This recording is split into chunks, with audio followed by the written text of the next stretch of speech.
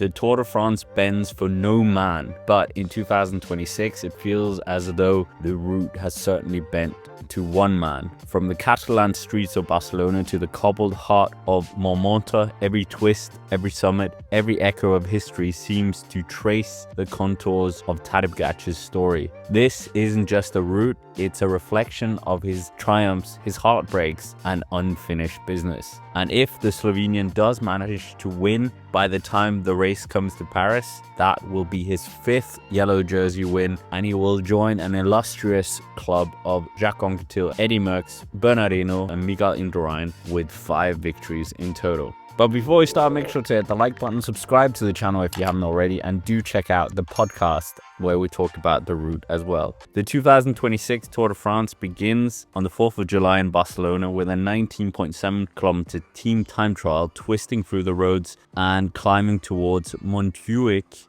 the very same slopes where Pogacar reigned supreme in 2024, where he sealed off his Vuelta a Catalunya victory. But this isn't a traditional team time trial as opposed to the one we saw in the Vuelta back in 2023. Each rider receives their own finishing time, not that of the teammate's third finishing rider. For UAE Team Emirates, it's a dream scenario, a format that rewards individual brilliance with collective strength. Pogacar has excelled in a similar setup before in Paris-Nice in 2023, where he soloed to the finish after dispatching his teammates, but the team didn't win on that day. Plus, the team time trial is equally an interesting opportunity for UAE Team Emirates, as we saw in the 2025 Vuelta a España, where UAE did win quite convincingly over Visma Lease bike without Tadej Pogacar, and Visma did have Jonas Vingegaard and some of the strongest riders. This stage is a subtle start, not too explosive but perfectly balanced, the kind of foundation upon Pogacar can certainly build an advantage. And don't count him out on stage 2 either. This one looks tailor-made for him. It's short, punchy, and perfectly suited for his explosive style. However, UAE Team Emirates, after potentially winning 2 stages here, might keep him a bit calm, conserving energy for the bigger battles ahead, and hand off the yellow jersey. The strategy could pay off on stage 6, where there will be a newly added climb to provide a prime chance for an attack and potentially another stage win to his growing tally, with the Col d'Aspin and the Col de Tourmalet serving as the precursors for that final challenge. Pogacar could unleash a devastating move that sets the tone for the mountains, and potentially his rivals will feel the fear after that. In the second week as well, the first emotional flashpoint comes on stage 10 with a finish at Le Laurent, the very place in 2024 where Pogacar seemed to be on the cusp of the victory. He had attacked ferociously beforehand, but on the final climb, Jonas Vingegaard dragged him back, and in the final meters was out-sprinted by the Dane. You could see it on his face, the disbelief, frustration, and perhaps rare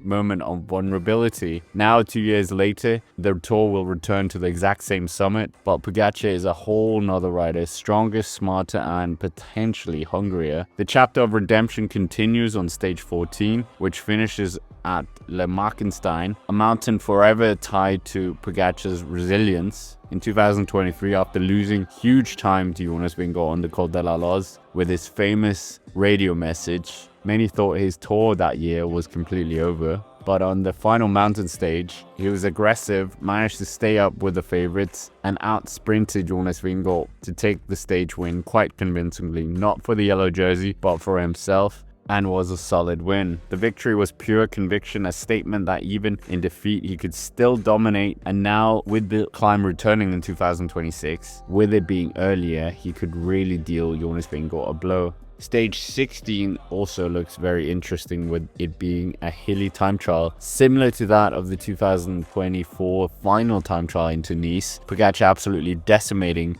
the opposition there, and potentially he could add another victory to his incredible list of time trial victories in the Tour de France. It's not one that completely favors Remco Evenepoel either, or Jonas Vingegaard, so potentially the Slovenian could take that as well. And stage 18 revisits the Orsiat Merlet, a climb featured in the 2020 edition where a young Tadej Pogacar finished second to Primož Roglič in a sprint on his Tour debut, and already hinting what was to come. Now 6 years years later, the student has long since surpassed the master of Roglic. But for Pogacar, returning to Orsiet Merlet isn't about nostalgia. It's a reminder of where the journey began and how far he's come. And then there's the absolute crescendo of this race, the double ascent of Alpe d'Huez from two different ways. First on stage 19, the famous route up to Alpe d'Huez, where legends are born and myths created. In 2022, this was his first Alpe d'Huez, which came the day after losing the yellow jersey for the first time on the Col de Granon. Pogacar fought bravely on the Alpe, attacking Vingegaard again and again, but the Dane not cracking. Ultimately, he didn't win the victory. That went to a young Tom Pidcock and was beaten on the day. 4 years later, he returns for revenge. So many more accomplishments to his name and a different rider.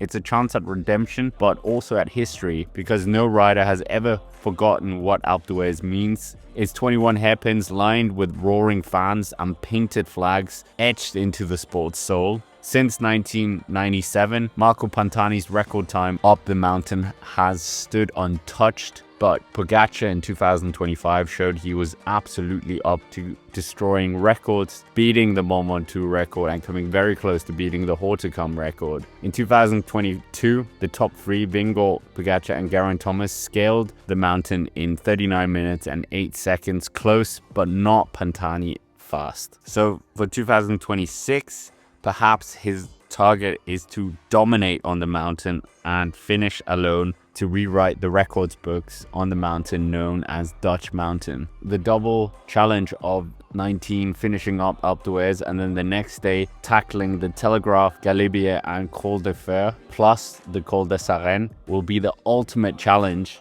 with 5,600 meters of climbing on the final stage. Potentially, Pogacar will try and crack everyone on both days. Those two mountain stages are incredible, but isn't the final advantage for Pogacar, as when we return to Paris for a third time in a row, it won't be a simple stage, as once again the cobble climb of Montmartre, a finale that feels more poetic than traditional, will be returning. And as we saw in 2025, Pogacar glided those steep, twisting streets with ease, as if he was born to race there. The cobbles, the chaos, the beauty, all suited to him perfectly, and if the stage is not neutralized, surely he will take more time on his rivals. If he arrives in yellow again, Montmartre won't just be a stage, it will be a coronation. The champion not rolling to the line on the boulevard, but climbing through the heart of Paris towards cycling immortality. The 2026 Tour de France looks like it has been designed for Tadej Pogacar. It revisits his past, redeems his scars and rewards his strengths, and puts his two biggest rivals of Remco Evenepoel and Jonas Vingegaard potentially to their limit. Every climb, every corner, every flash of history feels tailored to his unique blend of brilliance. This is a race that demands balance. This race, although no cobbles, looks like there is no rider other than Pogacar that it truly suits. So, will he be able to do it? That remains to be seen. But anyways, with that, make sure to hit the like button, subscribe to the channel if you haven't already, and comment down below what you think of this route as well. There has been a bit of criticism of the route, but do you agree? For now, thank you for watching, and I will see you around.